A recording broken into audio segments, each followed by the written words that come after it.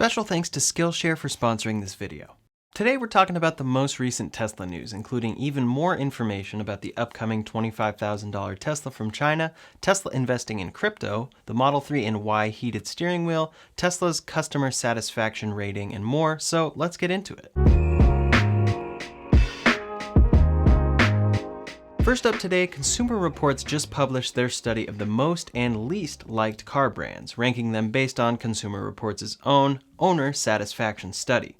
They gave each brand a, quote, would buy again score based on the percentage of owners who responded definitely yes to the question of if they were to do it all over again, would they buy the same car? The rest of the rankings were driving, comfort, value, in-car electronics, and cabin storage. In total, there were 27 brands ranked, and a few brands were excluded due to their small sample size. Acura, Alfa Romeo, Fiat, Genesis, Jaguar, Land Rover, Maserati, and Mitsubishi were not considered. So technically they could have beat these other cars if they had a large enough sample size, but it seems unlikely. Coming in dead last was Infiniti, with 3 models considered. They got a 48% on the would buy again score, showing that less than half of people who bought an Infiniti would buy one again. Driving got a 3 out of 5, comfort got a 3 out of 5, in-car electronics got a 1 out of 5, storage 2 out of 5, and value 1 out of 5. You can see the list of brands towards the bottom, but if we go up towards the top, you can see the only brand with a would buy again score higher than 80%, Tesla. Tesla scored first by a long shot in this survey, particularly for the would buy again score. They got an 88%, which of course means that only 12% of Tesla's customers think they made a mistake or would rather have bought a different car. For driving, no surprise at all, Tesla got a perfect 5 out of 5. If you've ever driven a Tesla, you know why this is the case. For comfort and in-car electronics, they got a 4 out of 5, cabin storage got 3 out of 5, and value got 1 out of 5. Overall, these rankings may shock some people, but they make a lot of sense to me for the most part, aside from cabin storage. Comfort in Teslas is good, but doesn't quite feel extremely luxury, and over time the seats can get a little uncomfortable in my personal opinion. For in-car electronics, my guess is that most people wish Tesla had a better phone integration and something like Android Auto or Apple CarPlay. Tesla has good integration and things like Spotify on screen, but since it's their own system, it definitely has some quirks.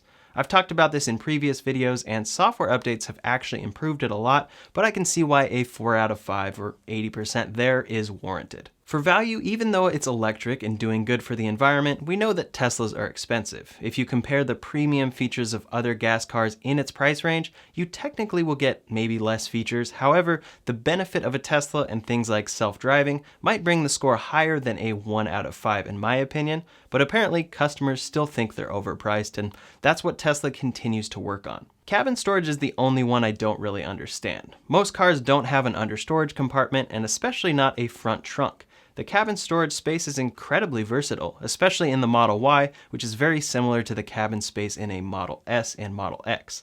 The Model 3 is their best sold car, so it could be that the Model 3 customers don't find the trunk space to be very versatile, hence the 3 out of 5. Also, all of Tesla's models are sloped in the back, limiting the height of objects you can put in the trunk, so that could be a factor as well. In any case, these rankings seem to make sense to me in general, and that 88% would buy again score is absolutely great news for Tesla as a company. Most likely, Tesla customers will be keeping the car for a while but need to upgrade eventually, and it seems that most customers will stay with them.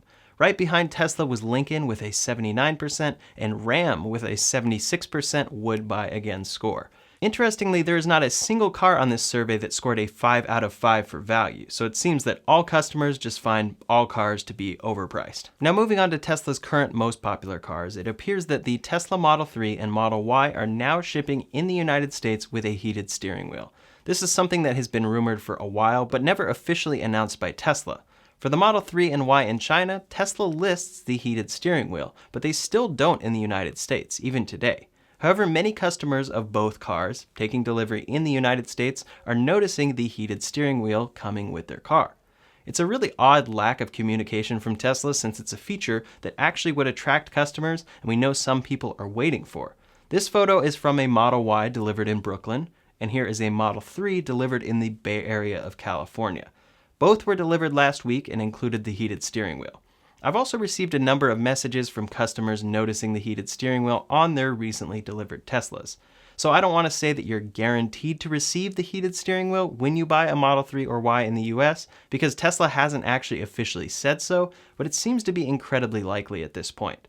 Definitely good news for customers in colder climates or customers who just want another premium feature to justify the price tag of their car. Now moving on to Tesla's upcoming $25,000 car, or Model 2 as some people like to call it.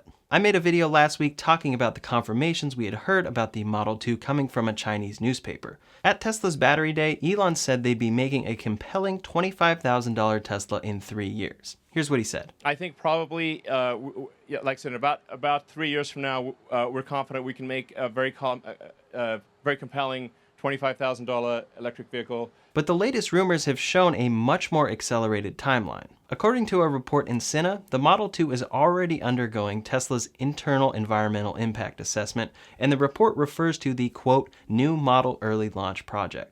This project will take 6 months to test, and rumor has it that Tesla will begin testing their new affordable EV within the next few months in China. Quote, it is estimated that the first batch of models will be tested on the road soon. It is expected to be unveiled in the second half of the year. The car is expected to be small, have less acceleration than normal for a Tesla, an estimated range of around 217 to 279 miles, and would most likely be a small hatchback. The new update we got just yesterday is that Tesla's president in China gave an interview to a Chinese media outlet discussing the $25,000 compact car. He said, quote, the center is in Tesla Gigafactory Shanghai, where we are now. We are now building our China R&D center right here. This R&D center is also the first Tesla R&D center outside the United States. The Research and Development Center has all necessary disciplines covering vehicle design, vehicle engineering, vehicle development, and vehicle testing.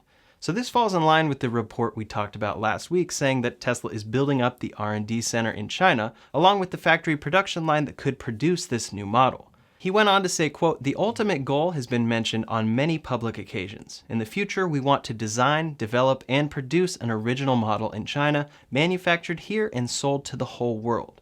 This R&D center is the starting point of the goal. It seems he is referencing Elon here. Elon talked about an original car coming from their Chinese design studio, and separately talked about a $25,000 Tesla coming in the future. Elon never detailed where it would come from though, but many were speculating China. Before we go any further, I'd like to give a special thanks to today's sponsor, Skillshare.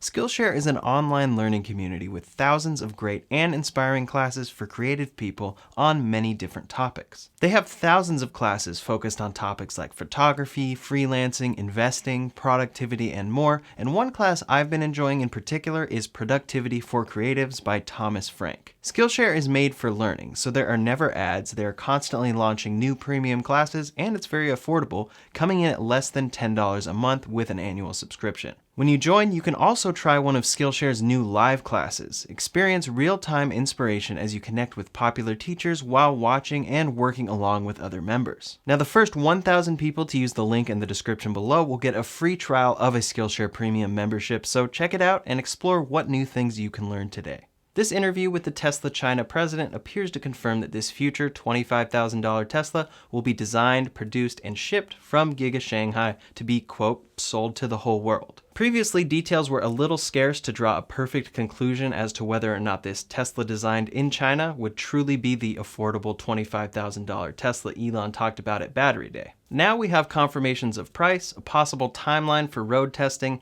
the details of its small hatchback design based on the Model 3, and words from Tesla's president in China referring to this original model to be sold to the whole world.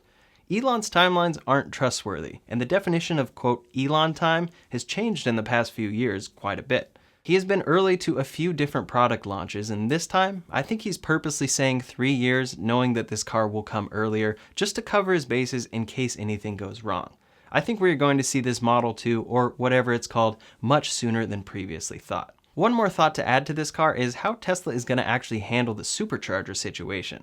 We know they just built up a new supercharger factory in China and plan to keep expanding their network worldwide, but this Model 2 would be insanely popular and get less range than any of Tesla's cars, meaning it would have to charge more frequently. On a road trip, a Model 2 would maybe need to stop and charge 5 times, whereas a Model 3 would only need to stop and charge 2 to 3 times. If all of a sudden this car sells like crazy, I'm predicting some supercharger lines caused by these affordable Teslas that Tesla customers won't be too thrilled about. Hopefully Tesla will expand their network enough to the point where this won't be an issue, but it is something to keep in mind for Tesla's expansion to cheaper and cheaper vehicles. Speaking of Tesla China, Tesla is dealing with regulators in China concerning a number of issues in their cars. According to the New York Times, quote, Chinese regulators met with executives from Tesla recently after several government agencies reported an unusual acceleration of complaints from customers about battery fires and other quality issues with the company's electric cars. We know that Tesla has dealt with and continues to deal with quality control issues in all of their factories, but it appears that these issues that they're looking into may be the same issues Tesla has dealt with in the United States. One such issue could be unintended acceleration, which was an issue Tesla was having with customers stating that Teslas would accelerate suddenly and crash into a wall or other object directly in front of them. In every single case, Tesla held firm that the vehicle data showed no issue with the vehicle and the customers simply pressed the wrong pedal. After a lengthy NHTSA investigation, the NHTSA also found that these cases were due to, quote, pedal misapplication, or pressing the gas pedal instead of the brake. I can see to a certain degree how Teslas are different than gas vehicles in that they hold and won't move even though the vehicle is still in drive, and if you didn't realize the car was in drive and you hit the gas pedal by accident, that's something completely unexpected. However, this is still driver error and the NHTSA agrees. We'll see if this is one of the issues that China is looking into, but they'll likely have the same result. Many of the other complaints had to do with battery fires, and this is something I talked about a few videos back after a Model 3 appeared to explode in China. Nobody was injured, and after an investigation, it appears that debris damaged the battery pack, leading to the fire and possible explosion that is known to happen with a damaged battery pack. Most likely in this case, China will find that battery fires are not any more common than gasoline vehicles. According to Tesla, there has been one Tesla fire for every 205 million miles traveled, compared to the US average of one fire every 19 million miles traveled. We'll see if China ends up finding this to be a larger issue or if they agree that it is not a big issue. The overall quality control issues appear to have more to do with the US-made Model S's and X's after the suspension issues and recent touchscreen recall that has been issued in the US. This recall is set to begin in late March in the United States and has now been extended to China for up to 36,126 Model S's and X's delivered there. I'll be sure to keep you posted on these updates, but it appears that the Chinese-made Model 3s and Ys haven't had any complaints that the Chinese government is looking into, so that is good news for Tesla going forward. Speaking of Tesla in other countries, Tesla is about to launch the Model 3 in Singapore. Small news, but another country that Tesla will be able to sell to directly in the near future. One huge piece of news is that Tesla just bought $1.5 billion worth of Bitcoin. In a filing, Tesla said, quote, we invested an aggregate $1.5 billion in Bitcoin under this policy and may acquire and hold digital assets from time to time or long term. Moreover, we expect to begin accepting Bitcoin as a form of payment for our products in the near future, subject to applicable laws and initially on a limited basis, which we may or may not liquidate upon receipt. This falls right in line with Tesla's forward-looking mentality and the possible future implications of Bitcoin, but it has raised a lot of questions for customers concerning Tesla's mission. Tesla's mission is to, quote, accelerate the world's transition to sustainable energy, and Bitcoin is known as one of the worst cryptocurrencies for the environment, using up tons of energy for mining and transactions. This has led many, like an economics professor from the University of Queensland, to call Tesla's decision, quote, environmental vandalism, and to urge people to buy cars from other, more sustainable-looking companies after this move.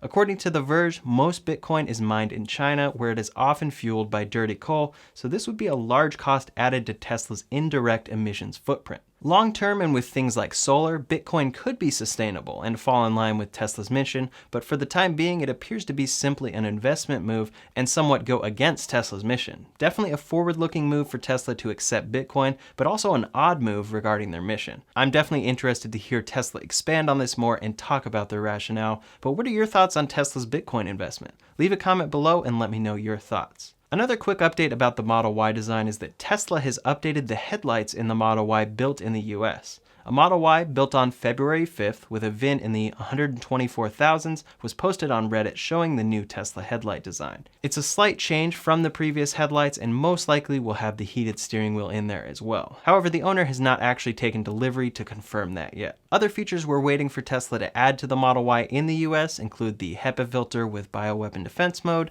the updated center console from the refreshed 2021 Model 3, and the new side door panels seen on the Model 3 and Y in China. Last up to date, Audi just unveiled their newest EV, the Audi e-tron GT. It's a great looking car that has a similar concept to the Porsche Taycan from what I can tell.